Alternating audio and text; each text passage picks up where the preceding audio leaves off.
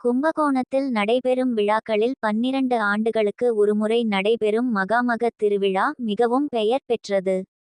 12 ஆண்டுகளுக்கு ஒருமுறை குரு சிம்மராசியில் இருக்க, சூரியன் கும்பராசியில் இருக்க மாசி மாதத்தில் பௌர்ணமி தினம் அன்று மக நட்சத்திரம் கூடி இருக்கும் சேர்க்கை நடைபெறும். அன்றைய தினமே மகாமகம் என்று கொண்டாடப்படுகிறது. மகாமக தினத்தன்று மகாமக குளத்தில் நீராட நாட்டின் பல பாகங்களிலிருந்தும் மக்கள் கும்பகோணத்தில் கூடுவர். காசியில் பிறந்தோர் பாவம் கும்பகோணத்தில் போகும், கும்பகோணத்தில் பிறந்தோர் பாவம் மகாமக குளத்தில் நீராடினால் போகும் என்று புராணங்கள் கூறுகின்றன.